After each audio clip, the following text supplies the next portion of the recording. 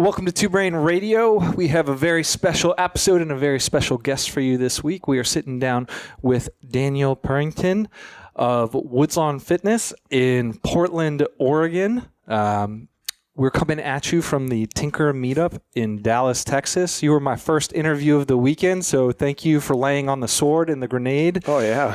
And making content that helps the Two Brain community out. Yeah, happy to help. I'm excited to talk to you.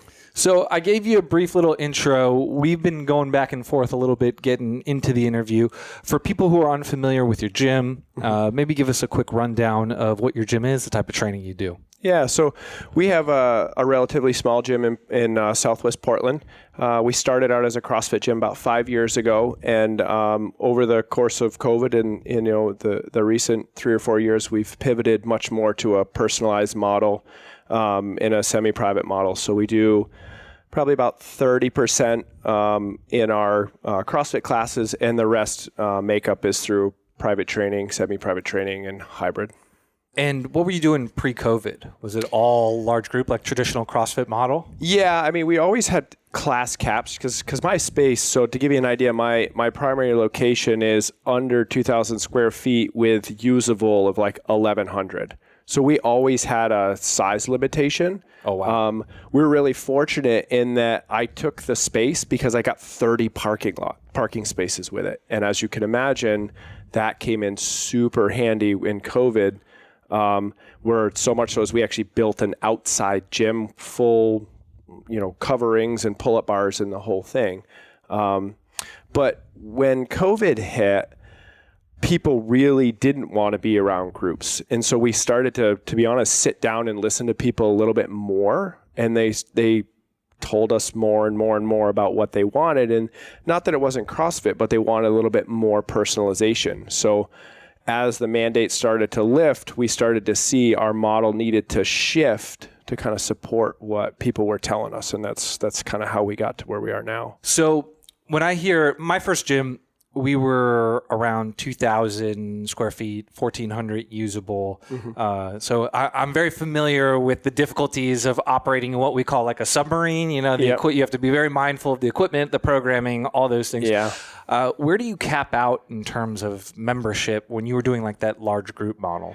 Yeah, I mean, so we always capped our classes around 12, except for on the weekends, which we strategically do partner workouts, and we can open that cap up to 16 and 18. But we do find, interestingly enough, around that 150, 160 mark is about as much as we can handle.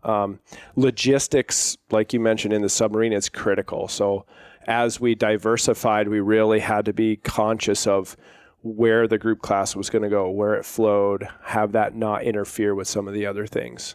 And so working in that small space while limiting actually got us better. Yeah, because you really have to be mindful about the service you're delivering, the programming you're doing, and then I'm sure your coaches are familiar with drawing out class plans, like where the rowers go when you got a full class or anything like that. So talk to me a little bit about how you're packaging, pricing your services, right? Because one of the reasons why we want to talk to you is that you are doing CrossFit slightly differently than the rest of the affiliate community. And what I mean by that is a very large percentage of your revenue comes from, you call it semi-private, correct? Right. There's a small group and semi-private, but you identify as semi-private. Yeah. Okay, so explain what that is. Give me a little rundown there, and then tell me how you kind of package and price your services. Yeah, so the way that we define semi-private is we do 6-on-1 training sessions, and we run those in 8-week blocks. So we specifically focus on something for 8 weeks. We started out with some glute work or some upper body work, and we kind of package that out through that. It's the same 6 people, upfront charge. That's how that runs. Our hybrid program is what we consider our 2-on-1 or our 3-on-1 training, and that's what we pair with our group classes. Our semi-private, which just continually rolls and rolls, like the first 2 semi-privates we started 2.5 years ago, are still running, And if I were to think real hard, I bet you 70% of the people are still in that same thing. They just turn over and turn over and turn over in that. And so the price point has gone up as we've raised our rates. So right now, for our 16 session semi-private block, it's $549 per person. It's all up front. And a lot of those people are coupling that with additional private training and or working out with our group classes, both of which are added on top of the membership. If I was at my computer, I would be working the calculator really quick to get the session rate. What does that come out to about per session? For the semi-private, it's right around $38 a session in our 6-on-1 environment. What's really important to me with that semi-private program is we can give people what they want specifically, but to be honest, more importantly, I'm paying coaches $92, $94 a session. So 1 hour work, I'm paying coaches about 3 times of what we can pay them for a general class, and they're able to build a relationship. So not only am I stabilizing my revenue stream, but I'm making careers more stable for these folks. So I am controlling my length of engagement with coaches and not just length of engagement with my athletes. And you said you're thinking about it in 8-week blocks, right? And you said it'll have a focus. So it's like this 8 weeks, we're building booty. This 8 weeks, we're building arms. Yep. And so that'll rotate. And then people can just opt in or opt out based off of whether they want to do that. Yep. Yeah. And so we're strategic. So once we get people in, we have a set point. So we use GLM, which is great to have connection points of them when we want, because we just put tags on them like Dan semi-private 6 a.m. They're going to get some built out things we have for them. But week 6, we approach the class and say, we've got 2 weeks left.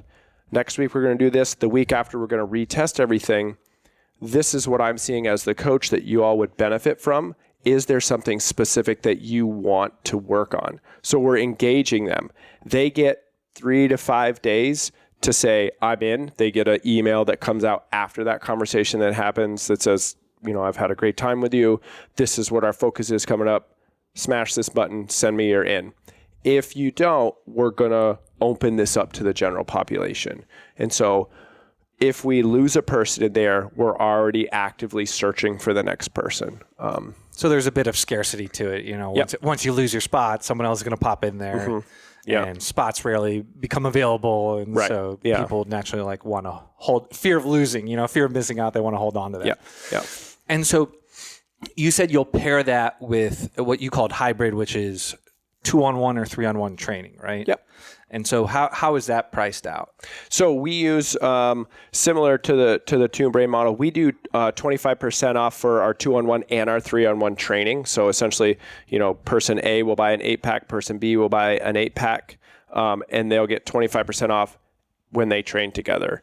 The reason that we do 2 and 3 at the same price is so that if we have a 3-on-1 and one person doesn't show, we still can run that session, and that's okay because we're at the same discounted rate.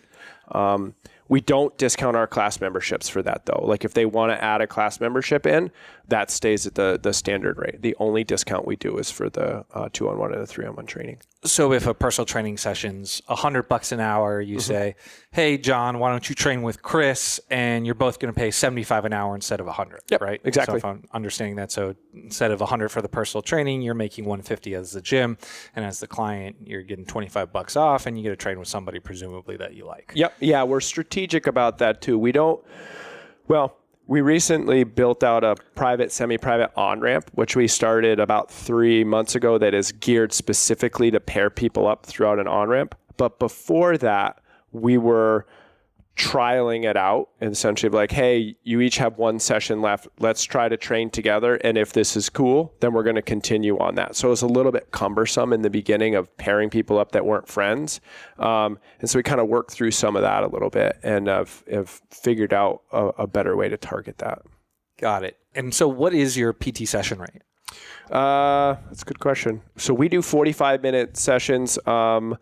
We're around $72 a session for a 45-minute session. So it's about double what you're charging for your semi-private. Yep, it's exactly double. That I love math. And so the way we set up the semi-private is the cost to do 16 semi-private sessions is the same cost to do 8 one-on-one private training sessions.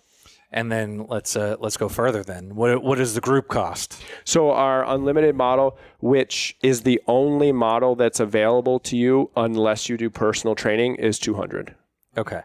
And that's as many classes as you can feast on group. Yep. Just group classes. Yep. And we do, included that would be your 90-day goal review, which we have, which is where we pull a lot of our semi-private and 2-on-1 and 3-on-1 people from the goal reviews.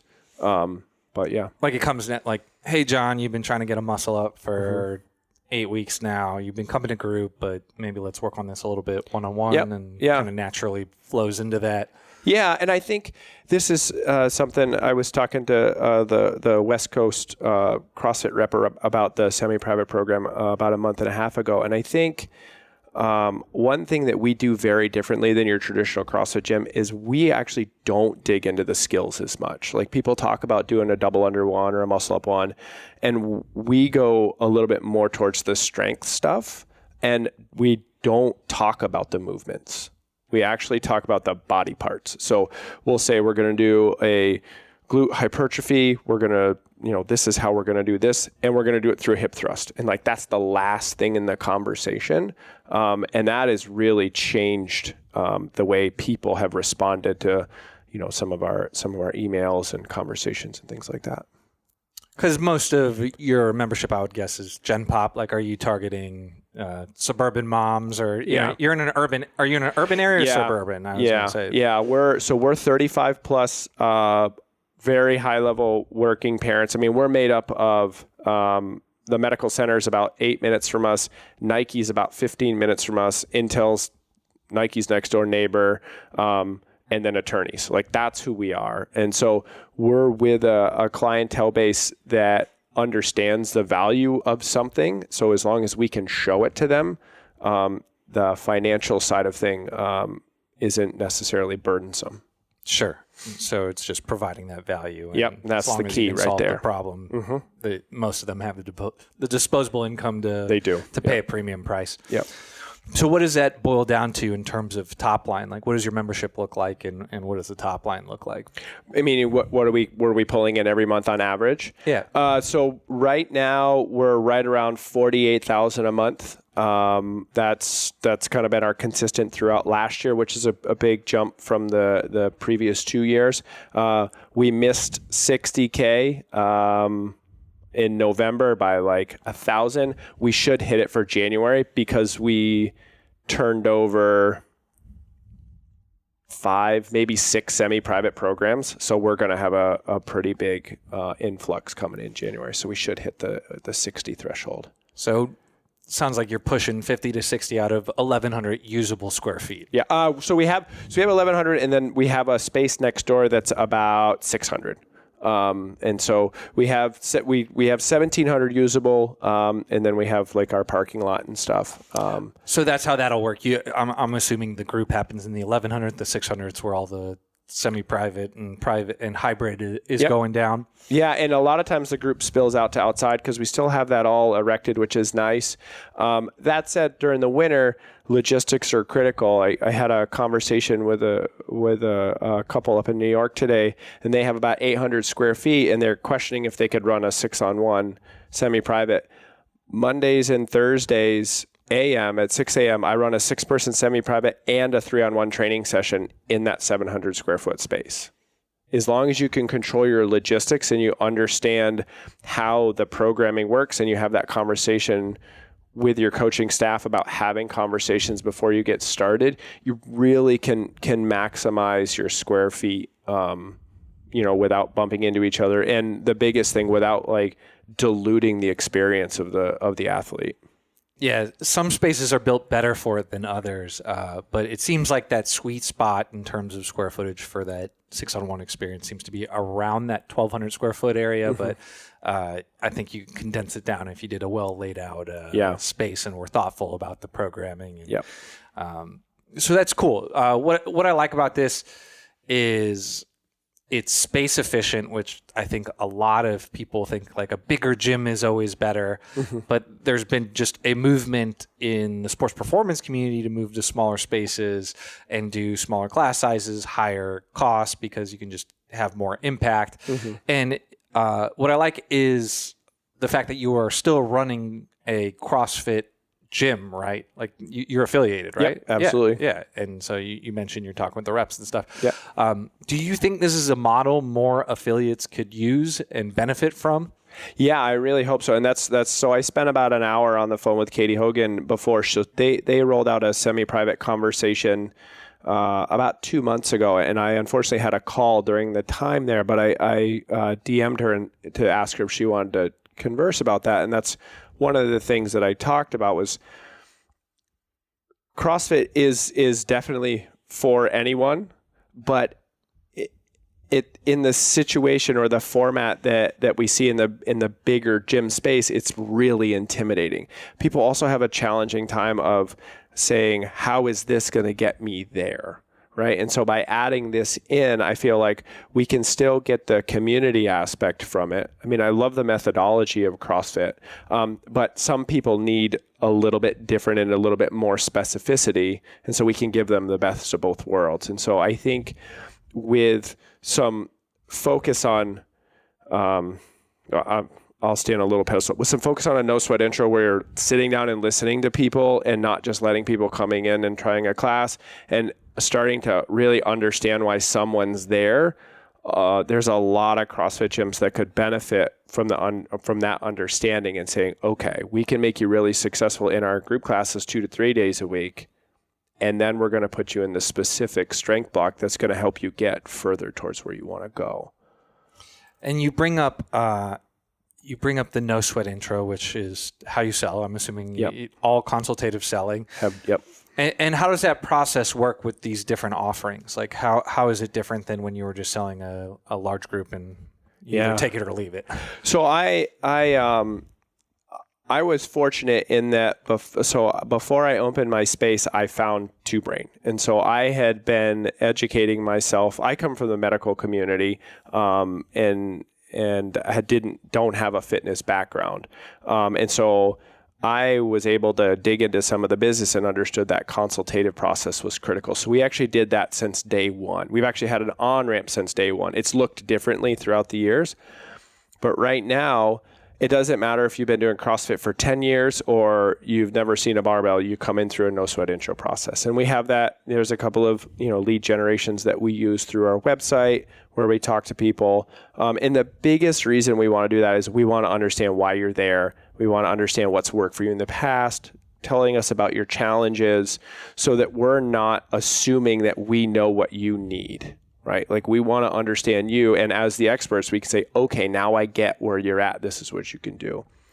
Coming into our gym, there's only 3 ways you can come in. If you've got significant CrossFit experience, and I'm going to put a huge asterisk on this. If you have significant CrossFit experience, then you can come into our class setting. That said, we still talk to you about the on-ramp, and a significant portion of people who have CrossFit experience still go through our on-ramp. So just because you have somebody coming in that has CrossFit experience, our immediate question is, tell me about your on-ramp process at your old CrossFit gym. Invariably, they did not have one. And then we tell them about ours. And they're like, oh, that sounds pretty awesome. Ours is 6 weeks in length. It's private training and group classes. So they're going to get a feel of our community. And oftentimes they come through that. So that's 2. And then our third way, which is our newest way, is we have a semi-private and a private training on-ramp where people come in looking for private training. We don't sell front-end private training, and we do that very deliberately. Just over the years, we've tested some things and we found this works. They train with the goal of getting into a semi-private or a 2-on-1 or a 3-on-1, but we're still starting them in that 1-on-1 environment, going through where are your challenges, where are you really focusing on, things of that nature. And what do the price points look like for the different starting packages? Yeah. So our semi-private and our private on-ramp is $900. That one includes, that one's 8 one-on-one training sessions. They get some at-home programming. They get a walking plan, and they get some nutrition recipes from. Our general on-ramp is $499. That's 6 one-on-one training sessions. And then we start putting them in classes, and I think this is really critical.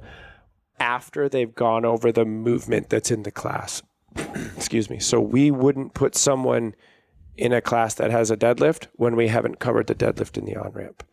And so we're progressing them through the on-ramp as they're learning new movements. So it'll be like, hey, Sally, Wednesday's deadlifts, we're not going to do that for you, but we got something on Thursday or Friday that goes over the press that we just learned. So why don't we sign you up for Friday? Yep. And if we have someone in the on-ramp that has come in and has some barbell experience, we can make our on-ramp modular in that, like, you know, John, we're in the middle of a power clean block. We don't usually do power cleans until session 4. This is session 3, and I'd like to get you in the class. So we're just going to flip-flop session 3 and session 4, and we're going to cover power clean today so that I can get you in class on Thursday, and then we'll revisit body weight stuff next week. So we can do little shifts like that when we're making those assessments to make sure that that athlete is getting the exposure to classes that they're looking for. And the class piece essentially reinforces what they just learned in the on-ramp. Yep. Yeah, so we break people up in class too. Again, going back to controlling logistics, we limit the amount of people moving with a barbell. So if we have 12 people in class, we try to keep it to only 6 moving at a time. We're very strategic about pairing people up. We have a tight-knit community, so people love to do that anyways. Another component to that is when we have somebody on the on-ramp coach is texting the coach that's coaching the class that on-ramp person is going to and saying, hey, John's new, they're coming in today, this is where they are, they're on-ramp. So that coach knows that this person's new. They know confidently they have gone through the movement patterns, but it's also a friendly face and whatnot coming through the gym door that you know, like, oh, I know this coach is knowing I'm coming. So it must make them feel a lot more comfortable than just doing some private training and then just being thrown into group because they've already been integrating into that throughout the entire process. Yeah, we actually control it so much so we don't let people register for classes while they're in the on-ramp. The coach does it for them the entire time. Awesome. And so what percentage of your revenue comes from not group training, not that $200 a month unlimited group class? I'd have to look at my metrics specifically, but somewhere around 40 to 45%. It flexes a little bit just dependent upon where we're on our semi-private, but we do a significant volume of our revenue. We typically have a reoccurring revenue of membership of between 21 and 23,000, and then we're averaging 45 to 48, and then we've gone over 50 several times last year. And that 20 mark, that recurring piece, which if I had to guess, the average CrossFit gym is probably doing between 0 and 15% of revenue coming from non-group training sources. And so that's substantial. Like that's the difference between, paying the bills and maybe having a couple thousand every month to tuck in your back pocket to like being able to make decent money from a gym. Yeah. So I'm sure there's gym owners in similar situation, in that 20 marks, hearing this and say, this sounds awesome. Mm-hmm. I'm in. You had COVID as a forcing function that kind of pushed people into this. But if you were coaching a gym owner on how to implement this into their business now, and it sounds like you're having those conversations. Yep, just had one today. Yeah. So what are you telling them to do? So the person that I talked to today was considering kind of flipping their model from group completely to semi-private. And I wouldn't do that in the beginning. They really needed to double down on kind of their on-ramp and start to sell hybrids coming out of your on-ramp. And at that stage, dependent upon the logistics that you have in the space you have, you might just be able to double down on that. Like that's a great offer. One of the reasons we had to do semi-private is we just don't have the space to run multiple coaches. To go back to like what we have on our reoccurring monthly revenue, one of the really cool things is my payroll is just under $30K a month. So I'm paying my coaches and a whole bunch of coaches to be able to do all this. So we really had to be strategic, like in the sense of we have to put multiple people in this session or we're not going to be able to continue to do that.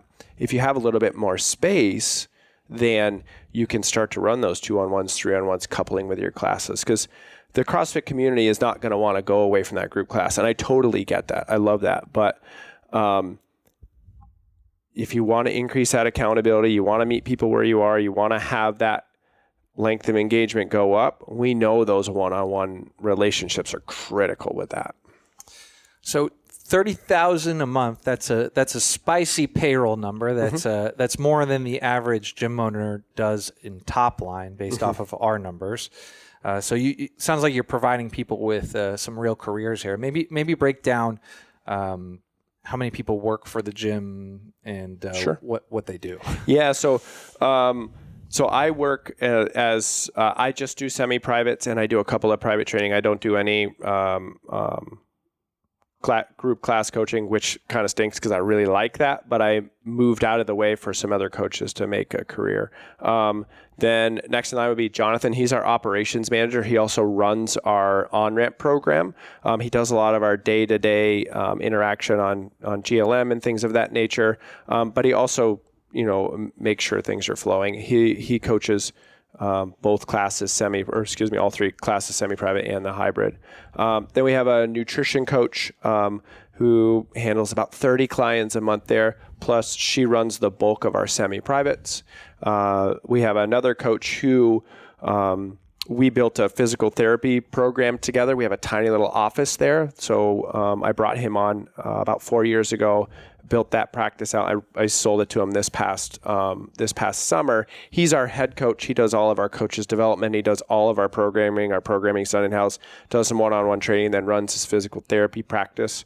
And then we have one more coach that we consider full-time. So all those people that I've talked about are full-time.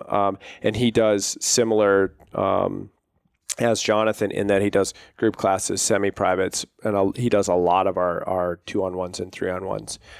And then we have 2 bench coaches with a third that just went out on maternity leave. So 3 full-time, 2 part-time. Myself, John, Anna, Tyler, and so five people that their sole income comes from us. Okay. Yeah. And then you said two bench coaches was which with a third who just went on maternity leave. Yeah. Yeah. Normally record these earlier in the day. The brain's moving a little slower. So I hear you. we're trying here. All right. So yeah, that is insane. So out of 1,700 usable square feet, you got 5 people eating off of that. Yep. And so you're saying if you're a gym owner, this sounds good. Don't pivot. Don't completely change your model. Just slowly filter in maybe a semi-private block, sell that out, add another semi-private block, sell that out. And then at what point do you incorporate the hybrid? So I think it really depends. The folks I talked to today, I actually suggested they start with the hybrid first. If you're going to start with a semi-private, in the rules that we have at our space that are in our SOPs is you need to find 3 people within the group that want what you are talking about before we can even talk. They bring me an idea of I want to do this. I'm like, that's awesome. This is the expectation of how we roll it out in our email list.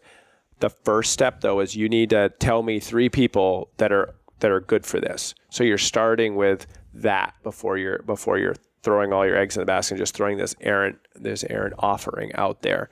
Because then, as far as we go, you only need 1 more. So we have a limit of a program of 4. If you can't get 4, we don't run the program for a semi-private. So you only have to get 1 after that. And so we have kind of these checkpoints of if you can't get 3, I'm not going to run that through our really curated email list. We're not going to run that through our groups and things like that. So there's a little bit of push for the coaches that want to do that. And that would be my suggestion too.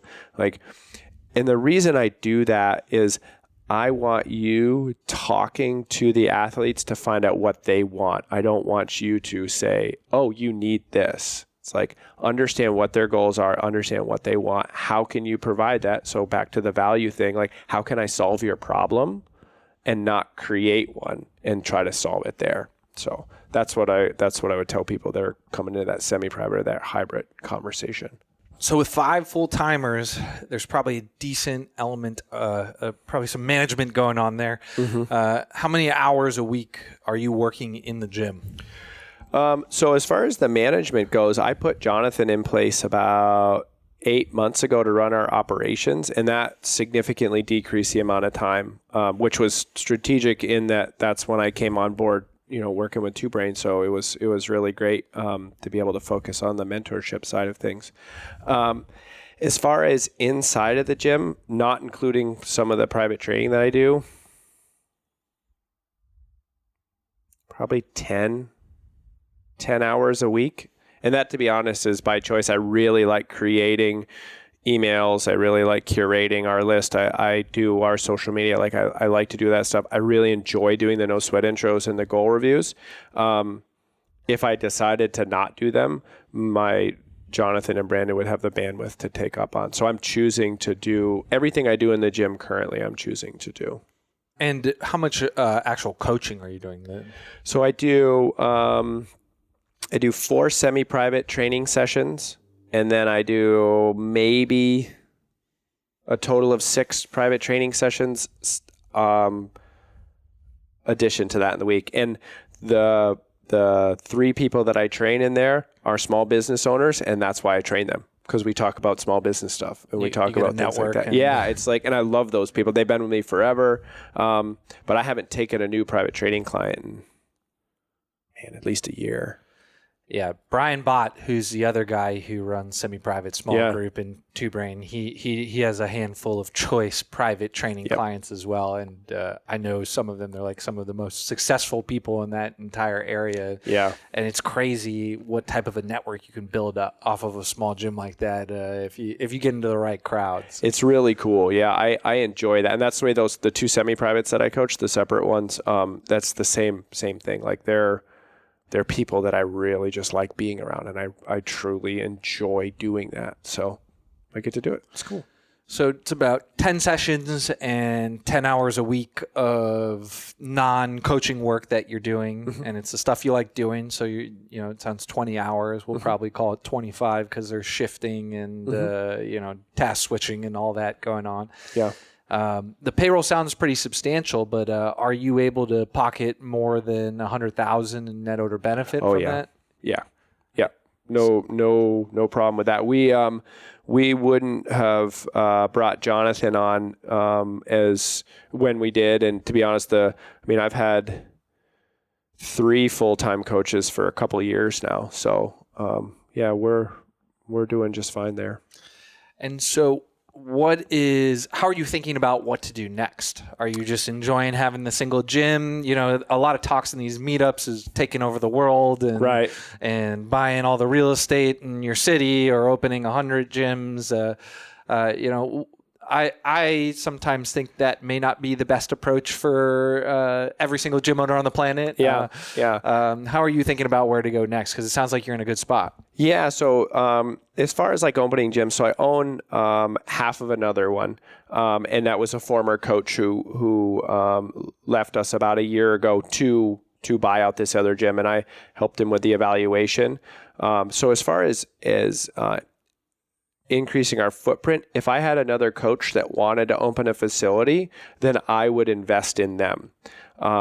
I would not open another one just in my area. We have a great spot. The area that we're located, there's almost zero commercial space. We certainly don't have any warehouse space. My space is a converted real estate office or something like that. It's challenging to get quality space in our area. My moving forward, I really enjoy acquisitions and talking people through that and looking into investments around small businesses.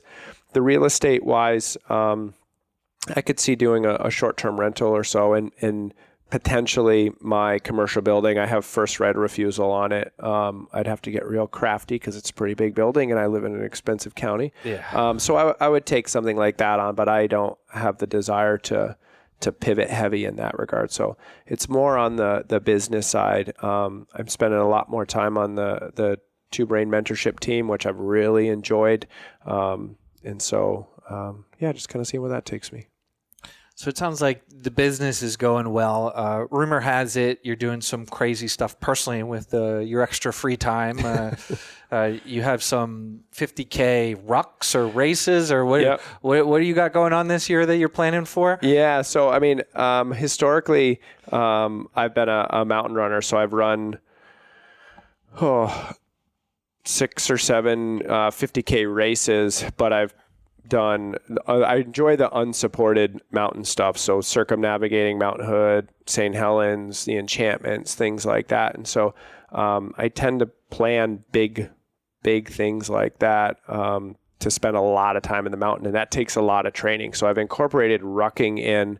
And so some weeks I'll ruck 25 or 30 miles. And when I have calls where I'm just the listening piece, then I just ruck with them.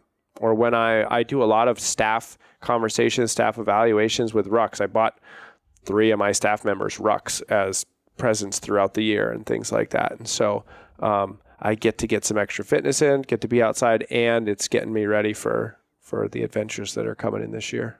What are those? So first up, we have a 30K mountain race on Mount Hood, which is going to be in the beginning part of July. We'll see if snow allows that. And then that really starts to dig into what the year is. I'll absolutely run around St. Helens again, which is 33 miles. And then I'll do it out and back of the enchantments, which is another 30 miles.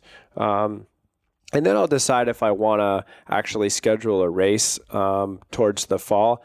I enjoy the unsupported bigger distance more than the supported one. So I don't mind the race. Like, I like racing. I just like the aspect of you're out in the middle of nowhere and the only thing that's going to get you back is your feet. Like there's no aid stations and none alike. So I really enjoy horrifying. that. I love that. It's just, that's what I like to do. I'm from Florida. I've seen like 3 mountains ever. So, all this is news to me. I don't even know how to ruck. But that sounds insane. And you're a family man too, right? I am. Yeah. You have I have few kids, a kid? 2 kids. So my daughter, Mabel, she's going to turn 8. Mabel and I have the same birthday. Oh. So she turns 8 in February. And then my son, Cole, will turn 5 in May. Because not every gym owner goes into gym life to be a slave to their gym. We talk to way too many people in Two Brain who are doing every single class, working 60+ hour weeks, making, not enough money for the hours they're putting in. It seems like you're at the end. You're at the end point. You're towards the top of the mountain here, to use a mountain analogy for you. How are you balancing, your rucking and your races and the gym and your side projects and your family? Like, do you have a system for thinking about all of this, or? Not so much thinking about that, but we have systems in place at the gym that allow me to be a little bit more flexible with the time. Like, we've had a CRM since the beginning. Since we started, we had one previous to GLM that worked okay. The GLM one that we're using now works really well, and really digging in with that right in the beginning and taking out a lot of the initial things that you need to do is critical. Having a staff playbook so that, like, I'm not at the gym a lot, or if I am, I'm in my office talking to other gyms around the country or around the world for that matter. My staff needs to know how to do X, Y, and Z. If a new person comes in, or what the expectations are for a 2-on-1 or a semi-private or 1 classes. So having those things really in order allows me to have the flexibility to say, oh, I feel like going for a ruck today. And that doesn't mean I'm absent of stress. You're a small business owner and you still bear, all the responsibility, but having those systems in place helps a lot. And so you talked about the importance of systems. You got diversified revenue. You talk about consultative selling. You talk about bright spots, all these best practices. You talk to a decent amount of gym owners now, and you got a good finger on the pulse of what people are dealing with. It sounds like you're having conversations with CrossFit HQ, which, in the Two Brain realm, you're probably dealing with more business-oriented people than the CrossFit at large. Yeah. Just based off of your 10,000-foot view of what you're seeing, what are kind of 1 or 2 things that the average gym owner, you change about the average gym owner if they wanted to impact both their revenue and the time they're working? Yeah. I mean, the big one I think is the no sweat intro. It amazes me how many gyms, and I'll speak specifically for CrossFit ones just because I went to the affiliate gathering and led a couple of the big breakout sessions, and the people that are still doing free trials and not learning about their people. That right there, I think can make a huge impact on people. And then there's it kind of depends on where you are in your journey and things like that. Having someone to talk to, like finding a mentor, finding someone that can say, do this now. And then when you meet with them in 2 weeks or a month or whatever your cadence is, they can say, okay, how come A, you didn't do this? Or, hey, you killed it. Let's celebrate this. As a small business owner and as an entrepreneur, there's a really small set of the population you can celebrate your wins with, right? Like profit still is kind of an ugly word in places, but getting involved with people that recognize everything that goes in to get that $1 of profit is huge. And surrounding yourself with that is really like dumping gas on the flame. So, Dan, this has been very helpful. Where would people go if they wanted to follow along in your journey, find out a little bit more about you? I mean, easiest place is just Instagram. It's just Purington at Woodslawn. Or I would follow my Woodslawn Fitness account. We post a lot more in there. I mostly just post pictures of grilling over the fire, playing with my kids on my private page. That's content I want on my feed. There we go. That's what I'm looking for. This is great. And for the listeners listening, like I said in the beginning, we are at the Tinker Meetup in Dallas. This is Two Brains' highest level group. You get to be around guys like Dan who are doing cool things, testing new models, living a good life. The environment is electric. And, he talked about having a mentor, but there's also something to be said, just putting yourself in a room with gym owners like this, having these conversations and just being able to network, because I'm sure you'd probably agree once you get to a certain point, the decision tree, the options you have that you can make of what to do next become a lot more convoluted and a lot wider. And I think this phase is where people make a lot of the most expensive mistakes. Like once you get here, you just have more problems you can get yourself into, more landmines you can step on. So getting in the right room with the right people to stop you from shooting yourself in the foot or doing anything crazy is really important. So, sorry to take you away from the group for 45 minutes here, but I appreciate it. I think a lot of people are going to get a lot of value out of this. Awesome. It was good talking to you.